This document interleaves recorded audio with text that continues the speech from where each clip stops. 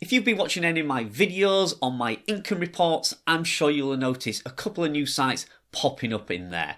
Well, I've been buying some new websites recently and I wanted to share with you some of the things I do as soon as the website is in my control, as soon as I have transferred ownership over to myself. What are the key elements that I need to do or check as soon as I get them? So in this video, we'll cover that and much more. So let's get into this.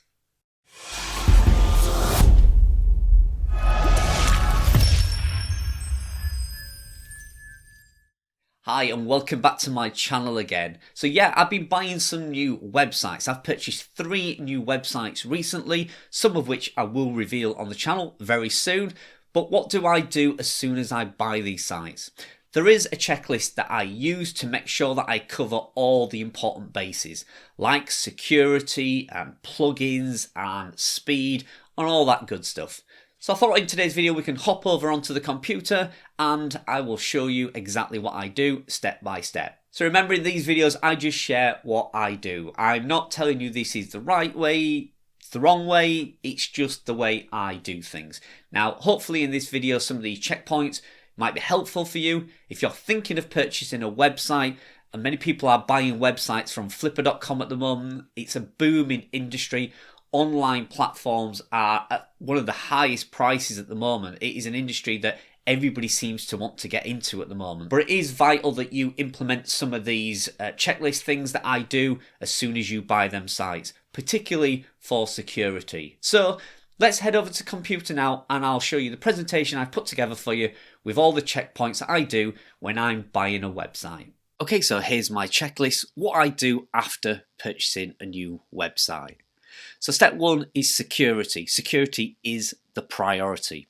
So the first thing I do is I remove all the old users from the account and I reassign the content to myself or to any of the main writers that's going to be working on the website. So often when the website is transferred, you still got the old users or the old owner still on the website, and they will still have their login details and they are able to access your account.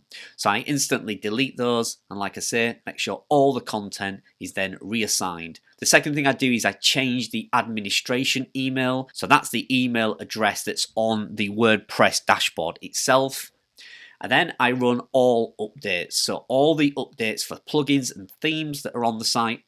Often these sites that you purchase may have been neglected, may be unloved websites, and you can find there's often dozens of plugins or themes that need updating. Now these pose a real big security risk. So if a plugin's not been updated for a while, then you could be at risk, because often these plugins do have some vulnerability in them, and that's why you should always have as fewer plugins on your website as possible. And if you don't update them, that security risk is there. So then I make sure I have the analytics and I have access to the search console. Now you can do this in 2 ways. You can ask the old owner to transfer the Google Analytics into your name, or like I do, I tend to just start a new one. So I simply add a plugin, insert header and footer, and add the Google Analytics code into that plugin. And that gives me access then and data to analytics for this site, but I don't get the past history. So it is a simple way of doing it, but you will lose that past history. But for me, once I've purchased a site, it's not about where the site has been or what it's done in the past, it's all about that point thereon.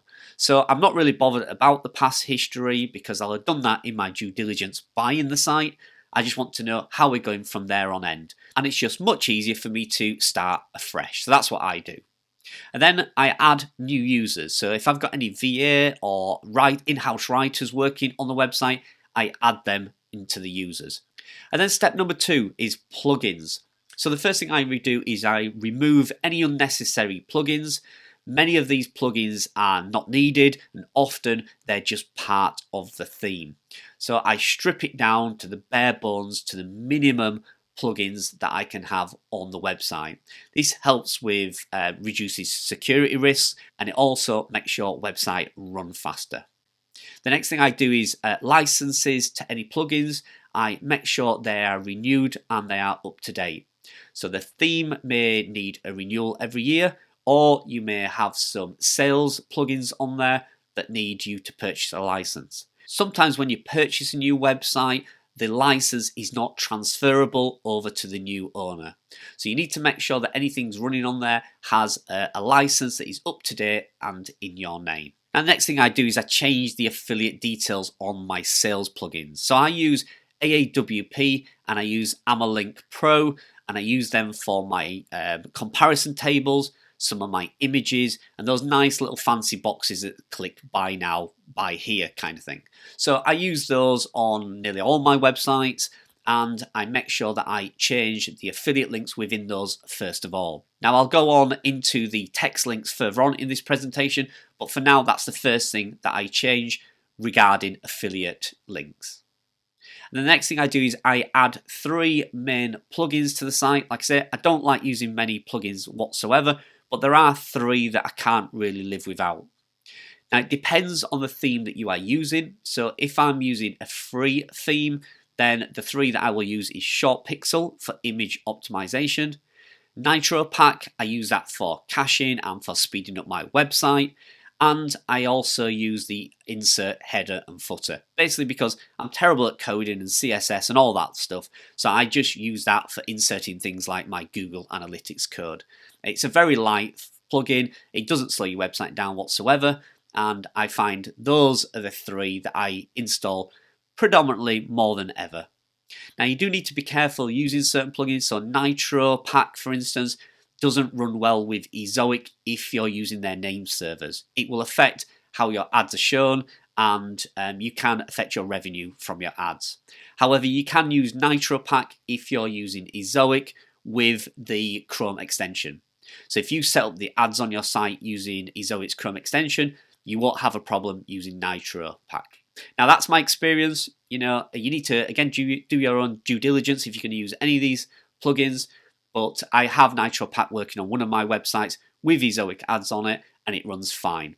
Now one of the things you might want to do is you may want to add an SEO plugin like Yoast or Rank Math to ensure that you have a current up-to-date sitemap and all the necessary SEO functions are in place.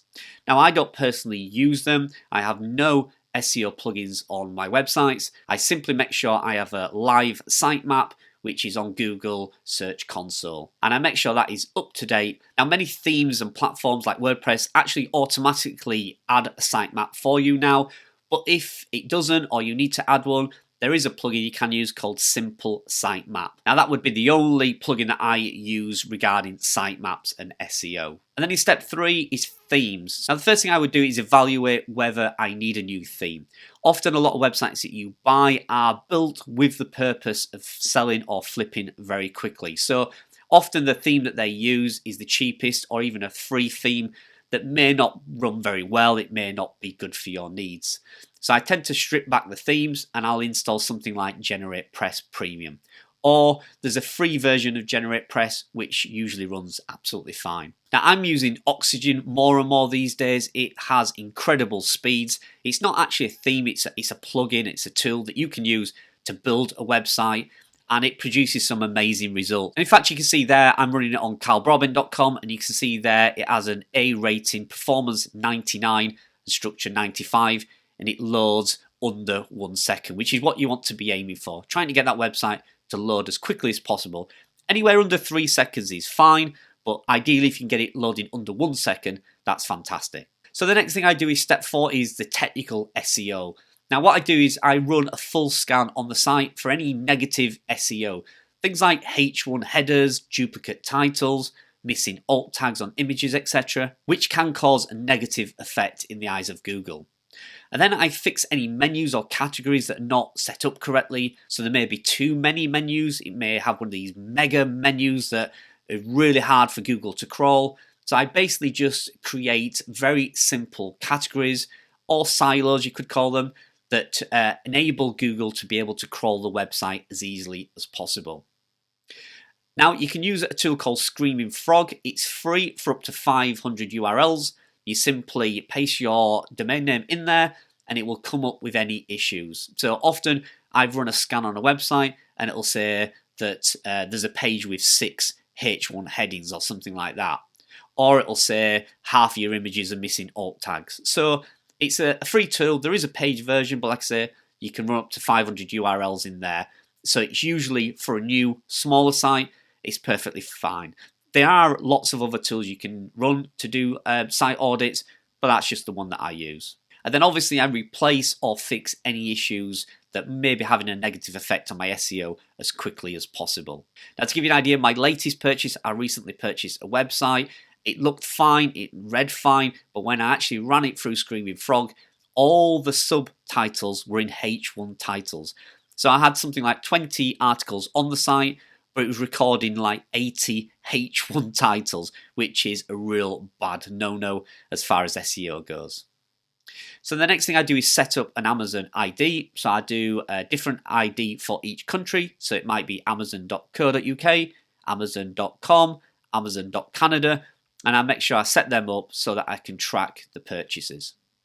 And then I look back at the backlinking profile. So I check the DA rating. I'm not necessarily going to do anything about it, but I just want to note it down and record it so that I can see if all these things I am doing have any improvement on the website going forward in the next few weeks. It's kind of like a data reference point. I've got something to reference it back to. And then step 5 is all about page speed. So like I say, I may install a plugin to deal with the caching. Like I say, I use NitroPack at the moment on most of my sites. However, if I'm using Oxygen, I very, very rarely need to use NitroPack because it's pretty fast to start with. I may just insert something like WP Rocket or WP Fastest Cache just to deal with the caching on the site. And then I optimize for speed where possible. So I check things like images, make sure I'm running short pixel, and make sure it's set to upload the images at the correct size. And I make sure any videos that are on there are playing right, they're embedded correctly, and they're not slowing the website down. And then you might want to run a test. So I run my test through GTmetrix and through Google Page Speed Insights, and to see what the site is measuring. Like I say, if it loads under 3 seconds, I'm happy, but I'm aiming to get it under 1 second if possible. Now, often that's not possible if you've got a ton of content on there. You may need to go to expert length to get a site under 1 second if it's got like over 100 articles or 200 articles, something like that. But the majority of new sites, I want to make sure that it's definitely as fast as possible. Because obviously as I'm going to build on the site and add content, it will slow down. So I want to start off on the best footing possible. And then step number 6 is all about the content. So the first thing I would do is review all the content on the site currently. I'd update any old data. So if it's got any charts in there or graphs that are out of date, I'd swap them and replace them with new ones. I'd check the links and the products are all relevant and new and up to date. Now, don't be afraid to totally delete some content if it doesn't fit the site. Like I say, often people want to grow these sites and they throw any sort of content on there whatsoever, even if it doesn't fit in with the niche. If that's the case, I have no fear of just totally deleting those. Even if those pieces of content are getting some traffic, overall, it won't do anything for the relevancy of the topic in your niche. So I'm not afraid to do that and delete the content. Then I start looking at the top 10 articles that bring in the most traffic. I rewrite them totally if need be, because if they're getting traffic and they're poorly written, imagine what traffic you can get if they are written really, really well. So I look at rewriting them or just updating them if needed. But that's the top 10 articles that are bringing in you the most traffic first of all. Then next I swap out all the affiliate links. Now this can be a manual process where you literally open each page and you check the links on the page and add your Amazon links or other affiliate links where needed. Now, if somebody's built that site using Amazon and they've used the Amazon Site Stripe long version of the links, it's very simple to do that. There is a plugin that you can use that will automatically find all the links and it will swap them out for yours. But if the owner's built the site using Amazon Stripe links, the small, shorter version, unfortunately, you're going to have to manually go through every page and check them and swap them out where necessary. It is time consuming, it is laborious, but just think a few minutes spent on each page could result in you getting the sale rather than the old owner getting the sale. Then I look at keyword research. I start thinking ahead now and I start looking at what topics are doing well. So this isn't an overall look at the site, it's basically trying to find any topics that are currently doing well that I can build upon. And what I'll do is I'll then build a bit of a hit list. So this is what we do over at keywordcare.com for our clients. We spend hours and hours looking at keywords that will actually fit what's currently doing well on your site at the moment. We're trying to basically cash in what's doing well and try and get some initial quick wins. It's time consuming, but it's certainly financially rewarding to do that. And then I'd add around typically 20 to 30 articles to a new site. I feel that's enough to give you either a bump in traffic or certainly give you some data to refer back to. You certainly can't put 2 or 3 articles on there and expect in 3 months to see some massive increases. I think you will have to put around 20 or 30 at least so you can judge whether the site is working correctly. And then I ensure that the content is a 70-30 split. What I mean by that is 70% of the content is information and 30% is buyer intent. Often with some smaller sites that you buy, they will be really focused on buyer intent. Often these websites are built just to make them look really valuable, that you're getting lots of sales and potentially you can get lots of clicks on these products. But what it actually does is hold you back from getting traffic. Google looks and goes, wait a minute, you've got 10 articles on there and 9 of them are all about products full of affiliate links. Google won't show your site any love and you just won't see any traction. So I make sure 70% of the content on there is information. So if that means the 20 or 30 articles I've added all need to be information content, then so be it. I need to end up with that 70-30 split. Step 7 is I let it sit. So I have a 12-week review process. So what I do is I review Search Console after 12 weeks and I look for signs of improvement. I'm looking for that spike in traffic, so the 20 or 30 new articles I've put, or the content, the old content that I've revamped or rewritten. I'm looking for that spike in traffic. So I review the analytics and I look for that organic gains. So I look at organic gains per page. So which pages did I rewrite? Which pages did I renew? And which new posts did I add that have seen the biggest gains? And you're looking for any spikes or trends within topics or particular keywords. Then I will add more content if I see that particular keyword or topic doing really well. So I will jump on any successes that I see from the new content I've put on there or that old content that we updated. If there's a sign of life that Google is really liking that topic or that category, I grab hold of it and I go at it. That's what I would then focus on for the next few weeks coming forward. And then to end the presentation, step 8 is my 6-month review. So after 6 months, I make a decision. I usually make a decision to keep the website and build upon it or flip and sell the website. Unfortunately, sometimes Google just does not like a site or it does not like a domain. And you don't know until you try all these steps I've previously mentioned. Leave it to sit and see if Google shows it some love. I have had sites where Google just does not like it, no matter what I've done to it, no matter how much content I've added to it. It just doesn't like it. So in that case, I would probably end up selling the site because I won't have enough time split across my whole portfolio to work on that. Now, often this is a gut feeling. Sometimes it's a combination of gut feeling and data analytics. And my time and money is best spent elsewhere if I can't see any success after 6 months.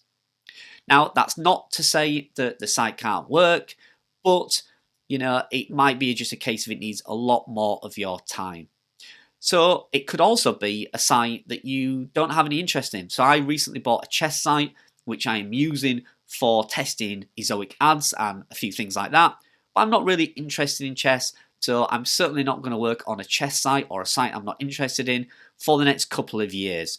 So that would be a site that I do all these steps to revamp it, improve it, and then sell. Then if I decide to keep the site, I might then look at a few extra steps. So I might look at building my social media platform. So that's adding things like Pinterest accounts, Facebook accounts, YouTube accounts, which shows Google some positive signs that you are actively interested in this website and it is your business and you are trying to promote it. I may add some business citations, so add the physical name and address and a phone number onto that website and register it with things like Yell.com, and business citations often work, particularly if you're a local business.